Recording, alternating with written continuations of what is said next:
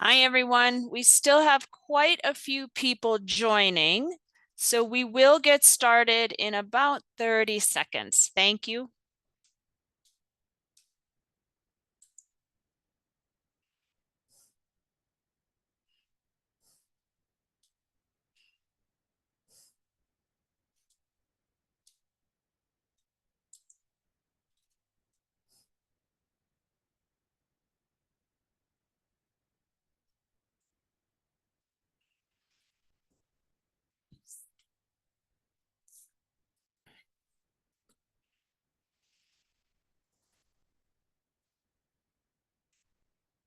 Good afternoon, everyone. My name is Jessica Gorham, and I am the Regional Emergency GBV Advisor based at UNFPA, but working on behalf of the Gender-Based Violence Area of Responsibility, which is the global mechanism for coordinating gender-based violence in emergencies. And for the purpose of today's webinar, I am also the co-chair of the Regional GBV Working Group for East and Southern Africa. It's great to see so many of you joining us today for our September edition of our Emerging Practice webinar series. Each month, we present a new topic that we hope will be of interest to all of you. And so we look forward to seeing you in future webinars as well. Please note, because we do get a lot of questions in the chat around this recording in each of the languages will be uploaded to our YouTube channel. If you would like to hear this webinar again and to review the slides again, you can find the recording on our channel, which is GBV AOR on YouTube. So please note that. Secondly, if you could please keep all of your microphones on mute throughout the webinar, we would appreciate it. And also, please turn your cameras off. We have many people joining us from countries with different bandwidths, and we want to give everybody the same opportunity to be able to join us today. So if you could please turn your videos off and keep your microphones on mute, please. And we also have, you can see here on our first slide, we are now providing simultaneous interpretation into French, Arabic, and Portuguese. Please do follow the instructions that are on this slide to access the language that you are most comfortable reviewing. If you're not seeing the interpretation icon, you can click on More at the bottom of your screen, and you will see the interpretation icon there. Again, if you're not seeing the interpretation icon at the bottom of your screen, if you click on More, you will see it there. And then you can then select the language that you are most comfortable listening in. So thank you all again. We're excited to have some really great speakers with us today who are going to talk a little bit more about the intersection of GBV and food insecurity, particularly from the viewpoint of or the need for gender analysis and disaggregation of data when we talk about food security. And I'm going to hand over in just a few minutes to the co-chair of our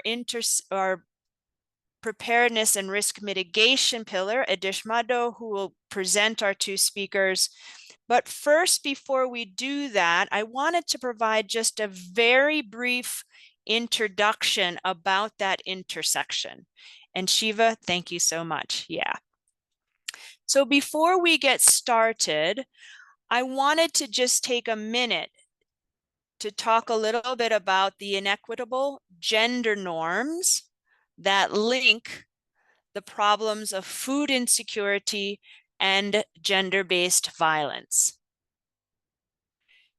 Because many of you might be asking, why is the GBV AOR hosting a webinar about food insecurity, which seemingly seems like another sector? And the reason is that women and girls are disproportionately affected by food insecurity. Where females have less power and resources, and that's basically every country in East and Southern Africa, and I hate to say it, but pretty much throughout the world, where females have less power and resources, GBV, or gender-based violence, can serve as a driver of food insecurity for women and girls. And an example of that would be when women eat less, for instance, because of fear of retaliation from their male partners, or are deprived of food by male partners or family members just by the fact that they are female. And my second point that I want to highlight is that we also have very strong evidence that shows us that food insecurity can also increase the risk of exposure to violence for women and girls. We know that women and girls are responsible for household level food consumption in emergencies and also in development contexts. And we also know that they are exposed, for instance, to sexual exploitation and other forms of gender-based violence. You can find more detailed information about these linkages between food insecurity and GBV specifically on our website. We do have our global help desk developed a paper, and there's a link to that, and I will also link it in the chat, which is GBV Risks, Food Insecurity, and the Integrated Food Security Classification. And the name of that paper, what are the basics that food security and GBV actors need to know? So I'm really pleased that we have taken this discussion now to a technical level and also to a practical implementation level, which will be seen by our presenters today. So without further delay, I'm going to toss it over to my colleague Adish, who is the co-chair of the Regional GBV Working Group for East and Southern Africa's Preparedness and Risk Mitigation Pillar, and who is the co-host of today's webinar. Adish, over to you, and for more introductions to our two speakers. Thank you. Thank you. Thank you very much, Jessica. Hi, everyone. I think Jessica has really set the scene and made a great introduction on the links and how food insecurity is linked to GBV. I just wanted to quickly make a presentation on introduce the two speakers that I have today, but also let you know that we've been collaborating, the GBVOR in the Eastern and Southern African region have been collaborating with the IPC for already a couple of years now, almost a year and a half, I think, on that link, particularly on food insecurity and on IPC, the integrated phase classification, and how gender and gender sensitive data is required for analysis in IPC. And we came up together with other partners. We worked on a guidance note to give the guidelines and help analysts both actors of GBV and actors who are working on the IPC, how to integrate the definitions of gender, but also GBV within the analysis that comes with the phase classification of food insecurity. So in this regard, one of the person who's been a pillar in working on the IPC is the global technical lead, who we're very lucky to have today, is Kaia Kopi-Salmela, and she's with the IPC fully, well, with FAO obviously, but more generally with the whole IPC at Global, and she's been leading numerous technical guidance, including the study that she will be presenting today, looking at how what decision makers require in terms of data, and particularly disaggregated data in terms of age, gender, particularly as well. So on that one is a study, but there's also the field work that is being done, and in that regard, we have Christine. Who's a senior gender justice coordinator from Oxfam, who will be presenting after Kaia. So first, allow me to present. Introduce and let Kaia take the floor right now. Thank you very much.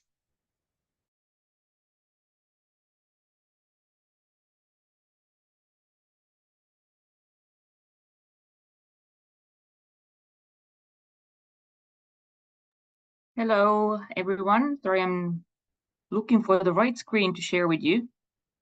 Okay, over there. Okay, I hope you see my screen. Yeah, we are seeing. Yes. Okay, good. All right, so as Adish mentioned, my name is Kaia Kopi-Salmela, and I work for the Global Support Unit of the Integrated Food Security Phase Classification, so IPC. And we recently, well, over the last year, conducted a study on decision makers' needs for disaggregated analysis. And now I'm going to give you a brief overview on what the study was all about and what the key findings were. Okay, so the rationale for doing this study actually came from some evaluations that the IPC Global Strategic Programs had. And overall, the evaluations noted that we don't do a very good job with disaggregated analysis, and that we focus mostly on doing area-based analysis, so analyzing, for example, districts or regions and their food security situation. But we don't really look at the vulnerability characteristics of the populations living in those areas, and we don't try to do kind of better disaggregation of the findings, like who exactly is food insecure in this area. So whereas this was kind of a general finding, there were also decision makers, especially in the IPC steering committee, who were saying that, well, we don't really think that it's even IPC's job to do disaggregated analysis, and that there are other agencies and other institutions and field level people, etc., who are better placed to do this kind of analysis, and it's not really necessary for IPC to get into this field. So, however, given that our current global strategic program that is ongoing until the end of 26 has some emphasis on disaggregated analysis, we decided that what we should do is really to talk to decision makers at different levels and understand what is it that they want. Do they want IPC to do disaggregated analysis, or would it be somebody else who is better placed to do that? And if they want us to do disaggregated analysis, what kind of disaggregated analysis should that be? And what kind of outputs they would want out of that, and so forth. So we did this study. And maybe before going into the details, we have to first see what do we mean by disaggregation. And in IPC, usually we can look at two types of disaggregation. So spatial disaggregation, looking, for example, at urban areas, or lower administrative units. For example, so-called hotspots that happen to be, because of, for example, of a shock, more vulnerable to food insecurity than surrounding or the larger areas. And then there are, of course, the social and socioeconomic characteristics, looking at gender, looking at different age groups, looking at ethnic groups, ethnic minorities. How about households who have disabled members? Also, the questions of displacement, so IDP populations or refugee populations. How about those who are chronically ill? How about those who are fishermen compared to pastoralists, compared to normal agriculturalists or casual laborers? So there are different options that you can think of when you want to kind of analyze better different groups and their vulnerability to food insecurity. So this is kind of what we mean by disaggregation in IPC language. Okay, so when we were thinking about doing this study, we were kind of battling between two options. Shall we just send a questionnaire to people, or do we do like key informant interviews? And the partners strongly felt that we should go for a qualitative study, conducting interviews with key informants. And this is then what we end up doing. We had a long process developing the methodology and the concept node. We got like 150 comments from partners on the concept node. And we also have a working group at global level. So disaggregated analysis working group, Adish is a member, and who was tasked with kind of overseeing the study and giving us advice on how to go about it. And also in terms of the review of the findings and so forth. So together with this disaggregated analysis working group, we developed an interview guide, and it had kind of 5-6 main questions and then more detailed questions depending on the field and interests of those decision makers. And this study was conducted between September and November last year. And we had the first findings available in November. The final report was released around April. I'm not quite sure anymore. But in any case, the final report is available on the IPC website in English and in French. And happy to note that this study was actually done in collaboration with the Katranmanise community in West Africa. So we also included decision makers from that region. So it was actually a joint effort between these two food security classification systems, so IPC and Katranmanise. Okay, so these were the 5 sections that were included in the questionnaire. So first of all, asking questions about the purpose and the type of disaggregated information that the decision makers might want to have. How would they want to get that? In what format? How would they use those findings and that evidence? And then what kind of impact would that type of analysis have? And finally, on the implications. For example, in terms of funding and increased funding and so forth, that would be needed for data collection. And here's a bit of a breakdown on the people that were interviewed. So altogether, we did 36 interviews, and that is kind of way above the saturation point. Usually you need about 20 interviews in order to reach a saturation point. So we almost doubled that. But we thought that was important because we want to capture local level decision makers, meaning country level decision makers, and regional decision makers, and global decision makers. So we want to understand the dynamics at 3 different levels, and this kind of necessitated a higher sample. And here's a breakdown of the different agencies that were included, and also the countries where we interviewed the country level decision makers.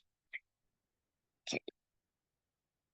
So what was the key finding? Well, basically, among the 36 people we talked to, everybody felt that we need disaggregated analysis.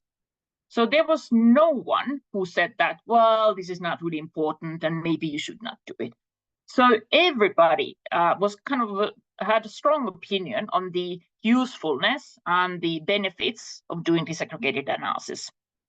They basically felt that this is very helpful for programming, for resource allocation, for information, for better understanding of the dynamics of vulnerability characteristics within those disaggregated groups or in smaller geographical areas and so forth.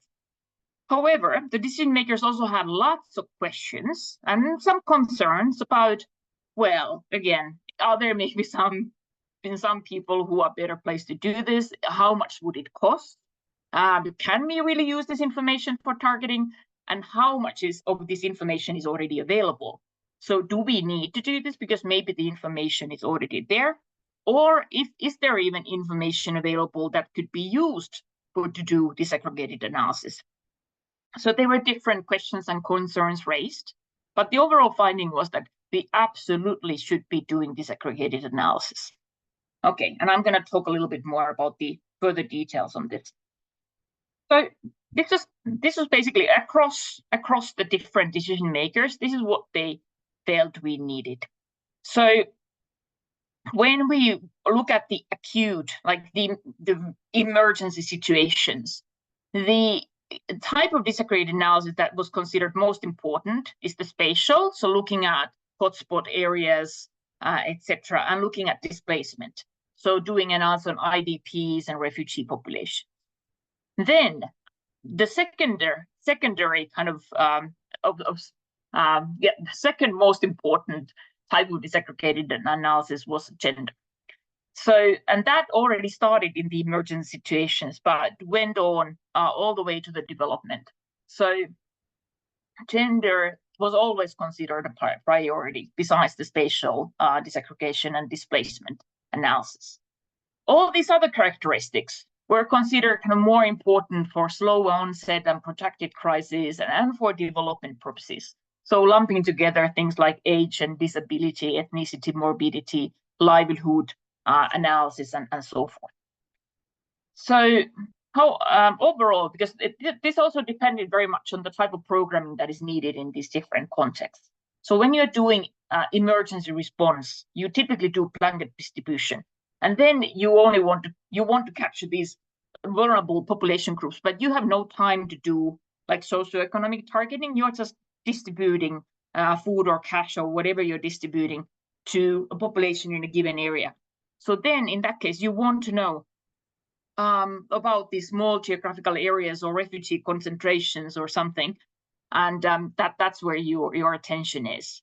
Then when you have slow onset or protracted crisis and development type of programming, you have a bit more time, and then you can also do kind of more specific targeting and policy so that you can find these kind of vulnerable groups in terms of their socioeconomic characteristics. Yeah. So this was kind of the overall finding across the different decision makers and across different geographical levels. Okay, so how would the decision makers use disaggregated analysis?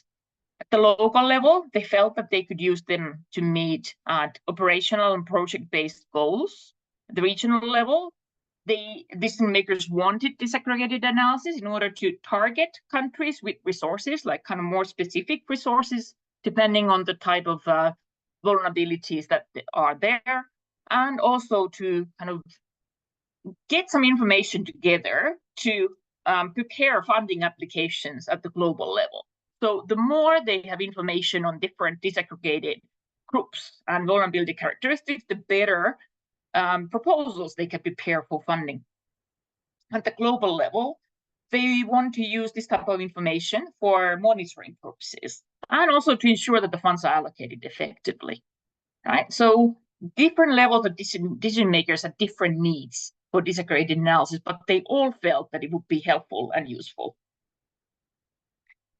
Okay, and then finally, what are kind of the key takeaways for us? And I'm going to spend a bit of time on this slide because this is the last slide as well. So what we discovered from the decision makers, and this was a very strong recommendation, that anytime you want to do disaggregated analysis, you should look at the comparative costs and benefits. So does this information already exist? If yes, maybe there is no need. What type of disaggregated analysis is useful in a given context is also rather context specific. So in some contexts, it might be that you want to do analysis of IDPs. In other contexts, it might be that gender is the most important thing.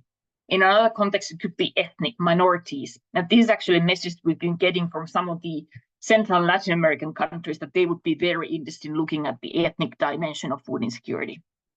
So there are different priorities that the decision makers have and the IPC technical working groups have, depending on the country and the context. And so hence, there is no one size fits all solution. We actually always need to think what is relevant. And then there was also this option of adding a qualitative flavor to the analysis. So rather than always trying to analyze separately and classify separately and give population estimates separately for all different disaggregated groups, maybe it's enough to add qualitative reports, qualitative findings, qualitative understanding of the vulnerability characteristics and of the situation in general to the regular IPC analysis, as long as you can also communicate that in the analysis briefs to decision makers. And then evaluate to what extent the disaggregated analysis could increase targeting. Can it actually do so? Like, for example, there were quite some conversations about whether IPC should be analyzing women in general, or, for example, households headed by women. And overall, the decision makers felt that analyzing women as a group would be not very helpful from their perspective, because they cannot target only women, given that the women live in households, and they usually target households with resources, not just individuals within households. And so they felt that, okay, if we are doing such analysis that we are classifying, estimating populations, then definitely looking at female-headed households as a group would be more helpful. So that actually is a group that you can target separately, rather than just women in general, that is going to be more complex for them. Okay, and then also this availability of disaggregated information from different sources. Yeah, does it already exist? Can it be used? Or is there so much that you don't actually need any separate analysis to be conducted? And then indeed that preference spatial, including the displacement of IDPs, refugees, and gender. And after that, all the other types of disaggregation. With all the other types of disaggregation, we also usually run into some problems, because for IPC purposes, we need a certain amount of data in terms of sample sizes and surveys in order to conduct the analysis. Hence, very small groups like households with disabled members or households headed by the elderly or something like that. Usually we don't find enough data on these types of groups in order to do separate analysis for them. In that sense, gender analysis is easier because we usually find quite a lot of female-headed households, even if we have to change the spatial level analysis for that, but that's usually easier. And also there is a lot of interest in that and in different IPC countries. What was also discussed is that household surveys are better from the decision maker's point of view, so that we should not try and change our data collection to reflect individuals or status of individuals. Rather, we should keep on doing household surveys. And IPC as such does not collect data. We rely on data collected by partners, but that the way that data collection happens at the moment is also what the decision makers felt was most useful. Okay, and again, this question on disaggregated population, should they be classified or not? And in this case, for example, this question on women, they didn't think that that was necessary or something they would want to have anyway. And frankly, with the IPC current protocols, we wouldn't be able to. But again, these looking at female-headed households, yes. Looking at urban populations, yes. Looking at hotspot analysis, yes. And then these IDP and refugee households, that was very much favored. And interestingly, we'll see now what happens in the Central and Latin America, and if we actually end up doing some ethnic analysis. Yeah, in a sense, with Gaza, we have kind of done ethnic analysis because we've been analyzing Palestinians rather than Israel as such, but that was also geographical analysis, of course, because we'd be looking into Gaza, so it's a bit of a mix. Okay, and then the one recommendation was also to look at the opportunity cost. So disaggregated analysis is not all that matters to decision makers. Decision makers were also very interested in expanding the coverage of IPC. So IPC analysis should be available for more countries. Okay, and looking at improvement in the quality of the analysis. So rather than just doing all these new things, we should also look at how we can do the things we usually do better. Okay, and increase the frequency of the analysis. So in most IPC countries, the analysis is done once or twice a year, and many decision makers feel that, okay, that's too few. and we should do analysis more often. So, and of course, if we do all these things, it might be that we don't have a whole lot of resources to conduct disaggregated analysis. But this also very much depends, as I've been saying, on the priorities at the country level. What is it that they want? So in terms of the gender analysis, this year, for example, we conducted gender analysis in Haiti just very recently, and we are also doing, there's actually an ongoing workshop in South Sudan where we have some gender analysis components, and there is also going to be analysis in Lebanon later this year, and that will also include gender analysis. So with gender, we are actually moving forward at the very least, but that always depends on where we have data and interest from the countries. Okay, so yeah, this was it from me, and I hope I didn't exceed the time at least too much, and there's still some space for questions, hopefully. Okay, thank you. Thank you, Kaya, very much. I think we do have one or two questions that we will pose at the end. Please do write any questions you might have in the chat. We are monitoring the chat, and then we'll be able to ask our presenters specific questions if we have time. But I know that we do have a question, and maybe Kaya, you can think about this while Christine is will be presenting, but particularly around the need for us knowing that women and girls, especially in emergency and IDP settings, make up the majority of households, or in a way, how we are compensating, if we're not looking at, women, men, boys, and girls distinctly, how are we getting down to the specific needs of these very vulnerable populations? And maybe you can think about that. And then maybe also, I think Christine will now be presenting on that case study that you mentioned in South Sudan about doing the gender analysis. So I think we're really interested from our perspective, then how do we capture the distinct needs of women, men, boys, and girls if a lot of decision makers are saying they don't need it particularly, and maybe in other sectors, but in ours we certainly do, which is very focused on those specific vulnerabilities. So thank you, Kaya. And then I think we will turn over to Christine Munalula, who again is the Senior Gender Advisor at Oxfam. And so we had a little bit of the more theoretical in terms of what Kaya presented, and now we're going to see how this actually looks in practice, because they are in fact doing analysis in South Sudan. So Christine, very happy to have you on the line.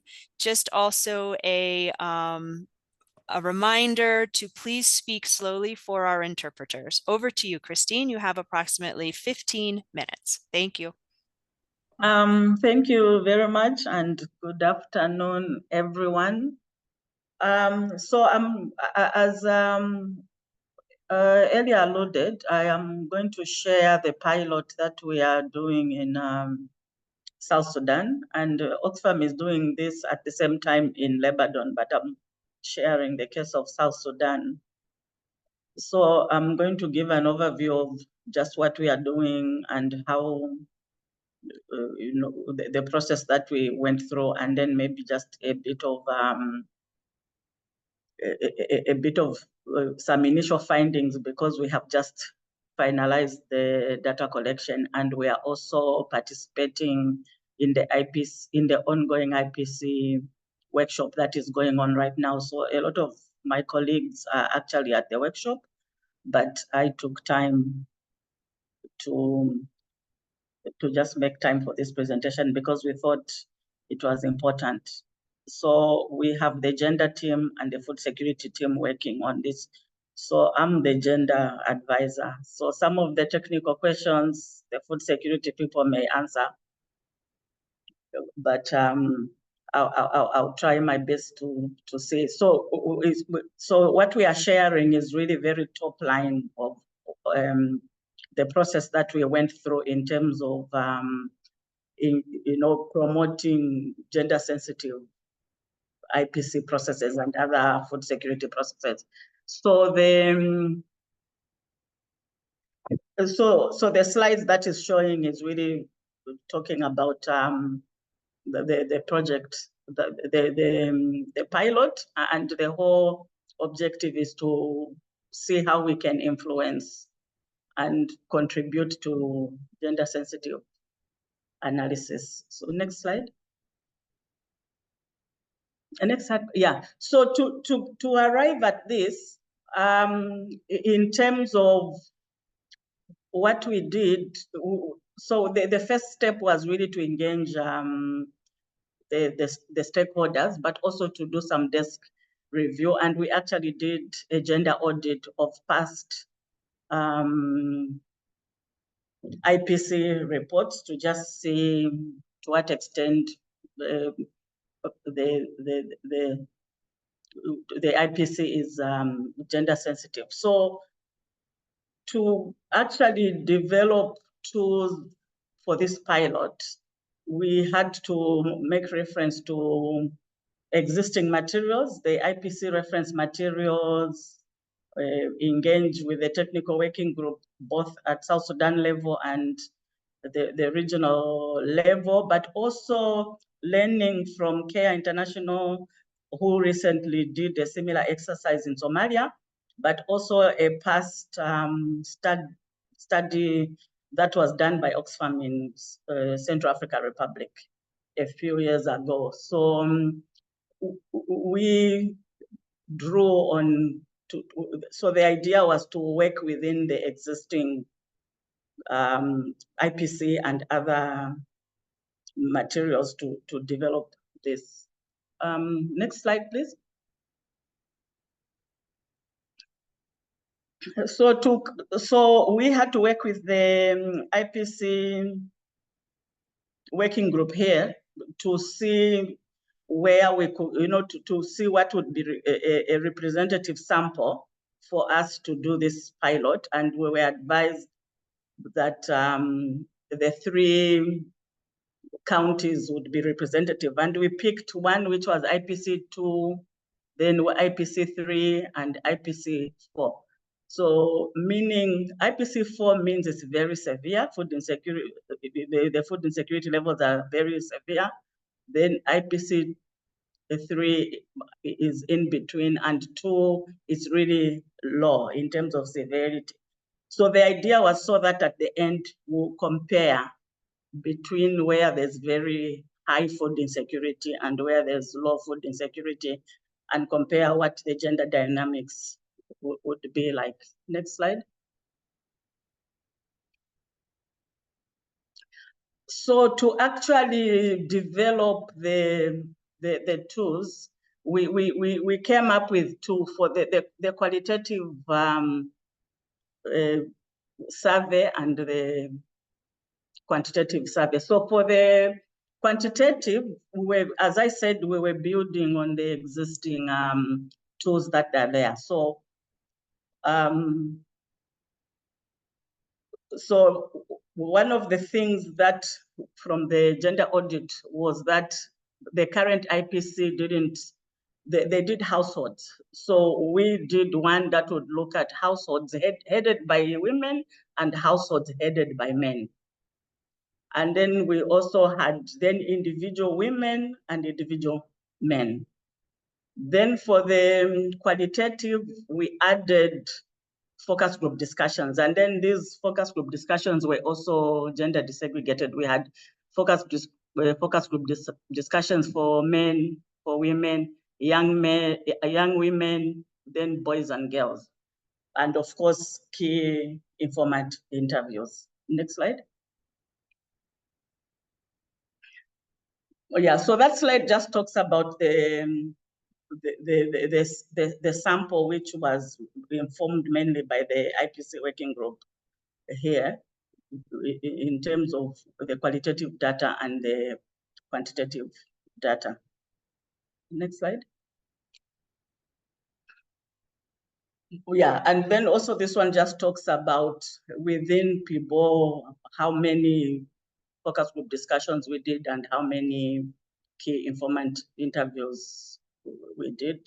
So in total, we did 18 focus group discussions and 9 key informant interviews in the 3 locations. Next slide. So next slide, please. So what I did was just, because as I said, we have just finished the data collection, and we are still in the, more especially for the qualitative data, we are just right now analyzing. We've shared it also with the IPC Secretariat, because we were hoping that this exercise would have been complete by the time the workshop, the South Sudan workshop. But then, because it has already started, we are still, so we are right now in the process of analyzing the data together with the IPC working group. So we are participating in the ongoing workshop that is going on in South Sudan. But what I did was, it was easy to pick from,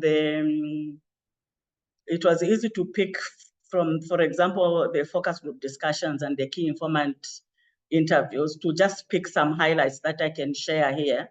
And in terms of, well, for example, what was coming out as the current crisis that is causing this crisis.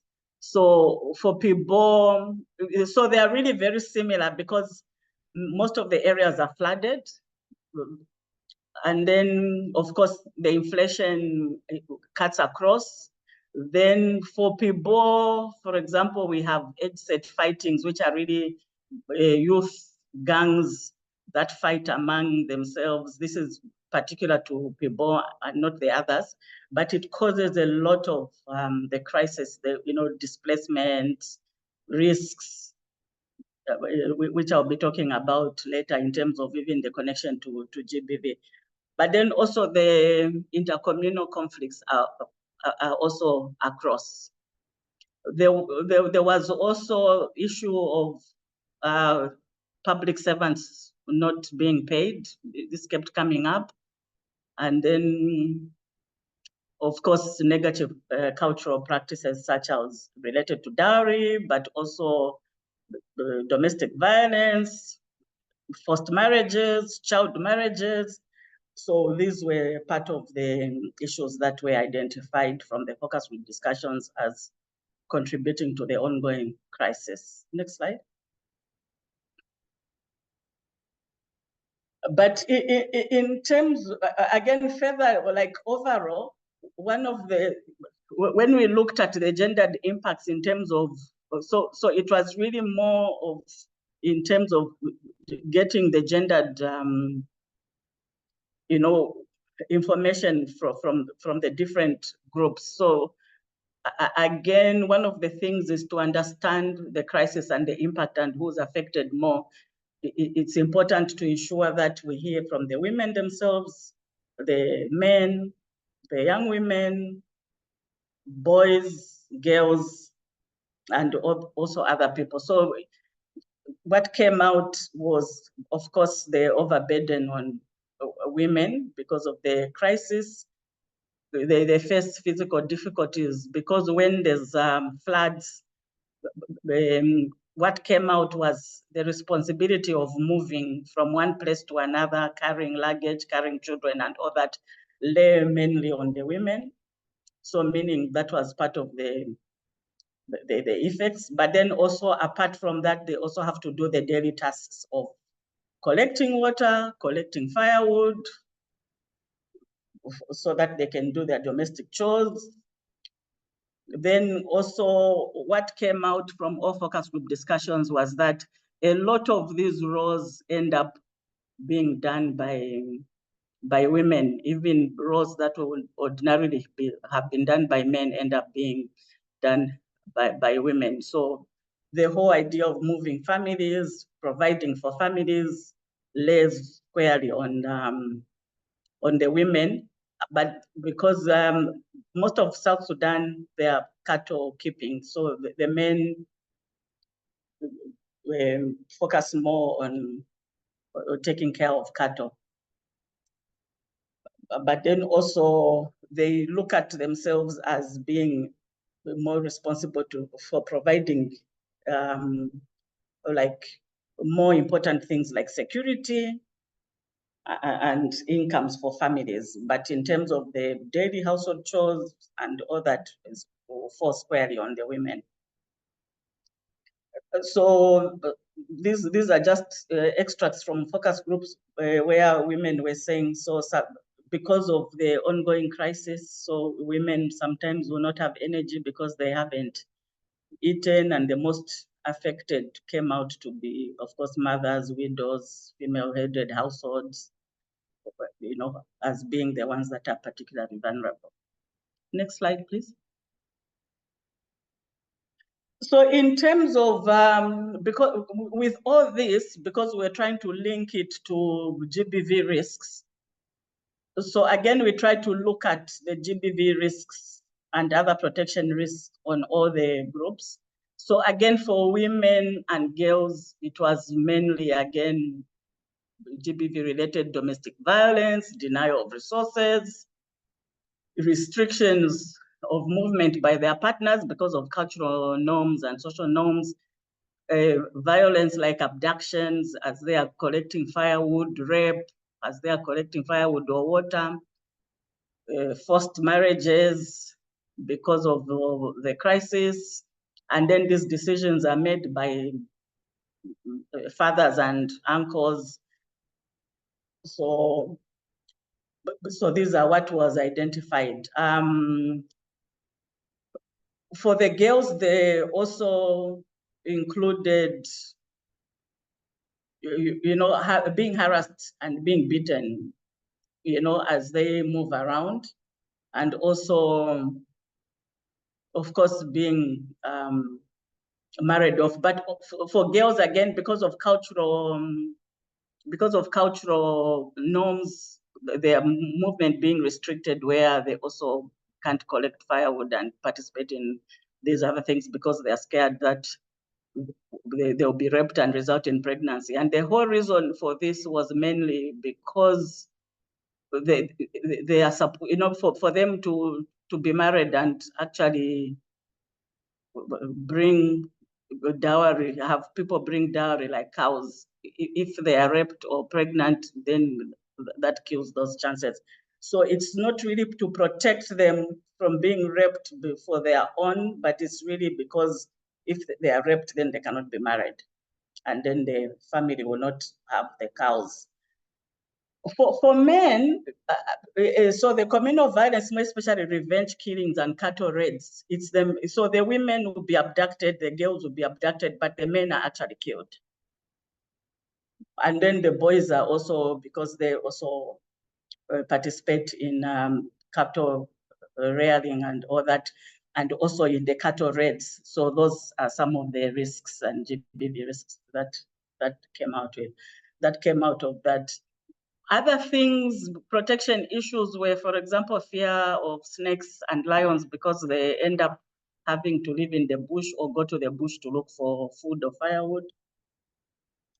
I will go and take care of cattle, but also because of the inflation, crime levels and robberies have gone up across all the three sites. This kept coming out in terms of the inflation and then crime levels and robberies.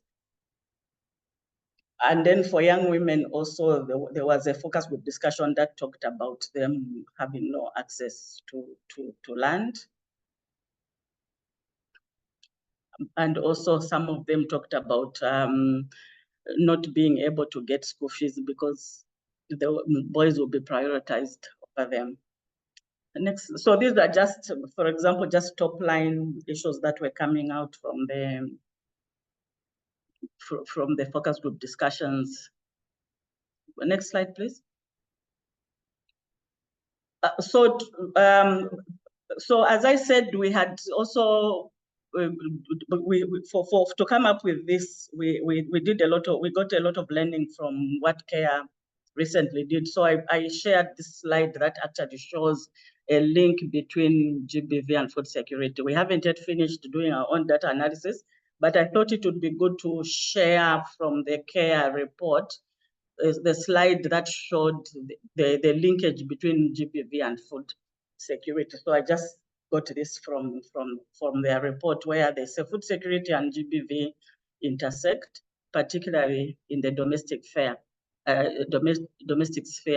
And from what I have said, you know, the preliminaries, from what we got from the focus group discussion, this is what we found as well in terms of, more especially at the domestic level. And also because GBV manifestation of stress and is a manifestation of stress and frustrations that are caused by food insecurity. So less access to food leads to increased tension and conflict within the household, resulting in more reports of violence in the home. When families are unable to meet their basic needs, the risk of child marriages increases significantly for the girls. So this is really just confirming our preliminary findings. So I see that being the case when we have actually done our report. Next slide. But yeah, so I wanted to just share about, so where we are in this pilot was where we have collected data. Next slide, please.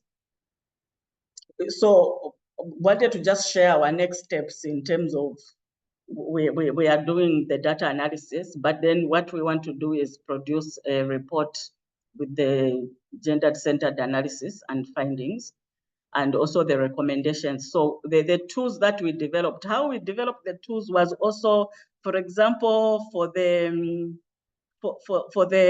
household surveys, we added in some gendered questions in our pilot, which we hope we'll see now as we are engaging with the IPC working group to see whether some of those findings already can be incorporated in the IPC report that will be produced now. So this is mainly where we are in terms of when we look at that data and see what can already be incorporated in this IPC report in this phase. But then one of the things we also wanted to do is, because if we pilot these tools, what we want to do is see whether they can actually be accepted so that they become the norm, but also do advocacy around them. But then the other aspect was bringing in local actors, more especially women-led organizations, because we have participation of local organizations, but it's not a lot of them even in the working group. It's open, but I think it's really just capacity and knowledge around how they can participate. And we are hoping that this pilot, by the end, will also include ensuring that we have more involvement of women-led organizations in the IPC process, but also other local actors. At the moment, it's mainly government and the UN agencies and the international organizations. So we want we hope that through this process, we can also bring in local actors. And this is something the IPC working group in South Sudan said they're open to. And it's not closed, it's open. So it's really for us to facilitate that process. So we're going to develop some learning around Christine, this. you have Yes. about 30 seconds. That's my last slide. Okay. That's my last slide. Thank you. Yeah. So we are hoping that this learning, we are going to do some learnings and a consolidated report, but also some trainings for local organizations so that we can link them to the IPC process so that they are also part of it. Thank you. I'm glad that I was right within time. Thank you, Christine. That was very interesting. And I think a perfect segue from Kaya's presentation onto what it would practically look at or look like to do a gender analysis in one of the countries in which we work. I have two questions. And I'll do the first one. I think Kaya will come back to that original one. And then I have another question for you, Christine, about whether you have taken into consideration persons with disabilities. So think about that and maybe the role that they would also play in this analysis. But first, I'm going to come back to Kaya around decision makers. And there, my understanding is they felt that we did not need to specifically identify the specific needs of women, men, boys, or girls, that it was more of looking at it more holistically. But with that, how do then, in a place like, for instance, Somalia, when, and actually this is probably across all contexts where we have emergencies and IDP settings and informal settlements, when the majority, 70, 80% of those populations are women and girls, and we're not identifying them, their specific vulnerabilities, how are we better understanding their needs if decision makers think that this isn't important, for instance, to be able to identify them outside of just heads of household? Does that make sense, Kaya, in terms of the question? Over to you. Thank you. Yeah, no, it does. Of course, like when we do IDP analysis, we just do IDP analysis, right? So, but naturally, like if the majority of the IDPs or refugee populations, for example, are women and girls, then that should be also reflected in the data that we are using for the analysis itself. So, because we can never do analysis unless we actually have survey evidence on the populations we are analyzing. So then it's also kind of a question on what kind of data has been collected on these populations, and does it reflect the gender aspects or any other kind of vulnerability aspects that are important then for the IPC analysis. So it's always a kind of function of what evidence we have available. So if we imagine an IDP population and a survey is done on them and asking about their livelihoods or shocks or household characteristics, etc. So in principle, all that information will feed into the IPC analysis of those IDP populations. And so in that sense, it should be covered. Then it's up to the technical working group when they're preparing the IPC analysis report to kind of select what issues they're highlighting in the report. So usually if there's some kind of IDP or refugee analysis conducted, there's at least a page in the IPC analysis brief, kind of explaining what are these populations, what the data is telling about their situation, what the classification findings were, and so forth. So that's also then an opportunity to highlight different gender aspects of the data that was collected and of that situation, if that's then available. And I think there was a question on the chat about disability also, and how that's represented in the data, etc. Very poorly, I would say. So usually, okay, so because IPC itself does not collect any data in the field, right? We are just an initiative to do analysis based on whatever data is available. So hence it's the partners, it's like WFP, FAO, REACH, CARE, Oxfam, who are collecting data and then making it available for the IPC analysis. So of course, every now and then we can kind of say that it would be nice to have this type of data, etc. But usually it's the partners who collect the data who actually make decisions on what's included. So every now and then in the surveys that we see that are used for IPC analysis, there are some questions on disability. Okay, so for example, is there somebody in the household who is disabled, and on the severity of the disability, are they still able to work or not, etc. However, when we have looked at this, usually the sample is quite low. So for example, in Afghanistan, I once tried to do a review, like, okay, what would be the options for doing disaggregated analysis in Afghanistan? And for households with a disabled member, like the share of those households out of the total population was so low based on the survey results that it would have been really complex to try and do any separate analysis on them, because we would not have met the IPC criteria. Even doing analysis based on gender, like looking at female-headed households, we would have only been able to do analysis of that in Afghanistan at the national level, because the share of female-headed households was really small in the overall population. So surely these are very vulnerable households, right? And surely they would merit differentiated analysis the question is, do we have enough evidence to actually do any separate analysis on them? Because we also have to follow the minimum evidence requirements for any analysis. If those are not met, and we still have evidence and we have some qualitative reports or whatever we have, we can always incorporate those aspects in the normal IPC analysis, in the area-based analysis, and then try and highlight if we find something interesting in the analysis report. But we would not be able to do separate classifications or population estimates for these groups unless we meet the minimum criteria in terms of evidence.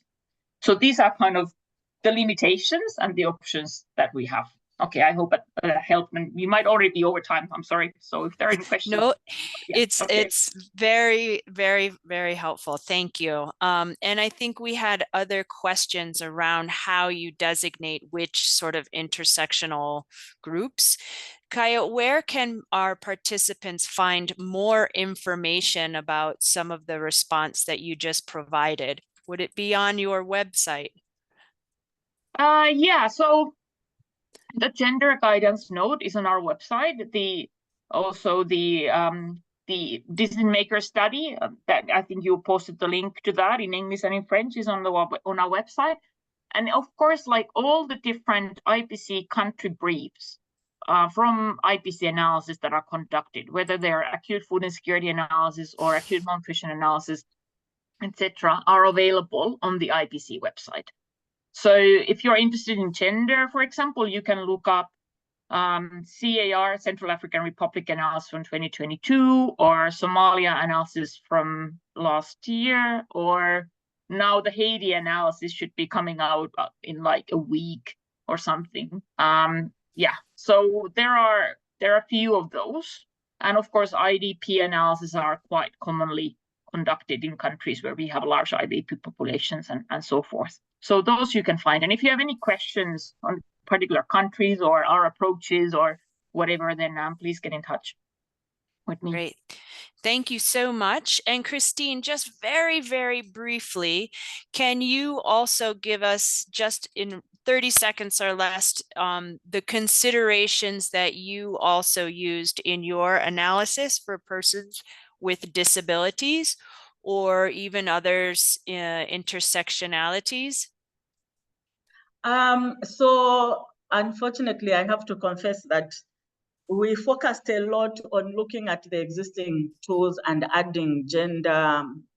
We added in the existing tools, for example, the food consumption score, the household diversity, the household dietary diversity. So we added questions, but we didn't add any other. We didn't do disability. We didn't add anything further than that, to be honest. So, this is a learning, so. Good. Okay. No, well noted. Thank you, Christine, and thank you so much, Kaya, for both of your presentations. I think you have expanded our understanding of the IPC and also really reinforced the need for us from both the food security sector and also the GBV protection sector to make sure that we're integrating into these processes, and then also making sure that we're mitigating risks when we talk about food security, because the links to GBV cannot be denied. They exist. And we know that women and girls in emergencies are disproportionately affected by food insecurity, and we are obligated to make sure that we understand those vulnerabilities and do our very best to mitigate their risks for gender-based violence. So thank you all for joining us today. Please do remember, you can access this recording, which contains the presentations, on our YouTube channel. We do upload all of our webinars from the past and also in the future on our YouTube channel, which you can find if you search on YouTube GBV AOR. I would like to thank Adish from our preparedness and risk mitigation pillar. Of course, our speakers from Oxfam and the IPC Global Support Team, and also our global and regional colleagues who are helping us here today. And we cannot forget our interpreters. Thank you so much for joining us and for interpreting for us here on a monthly basis. We do appreciate it. Please do join us next month and throughout November and December for the 16 days of activism. We will have additional webinars on topics such as mental health and psychosocial support for both service providers and for survivors. We will be talking a little bit more next month about how we are going to be reporting on conflict-related sexual violence. In the coming months, we will also have future webinars on remote GBV case management. Actually, let me revise that. It will be online case management capacity building. So we have lots of really amazing webinars coming up in our future, and I hope to see you all in the future. And I hope you all have a great afternoon. Thanks again on behalf of the Regional GBV Working Group for East and Southern Africa. We hope you have a great afternoon. Bye.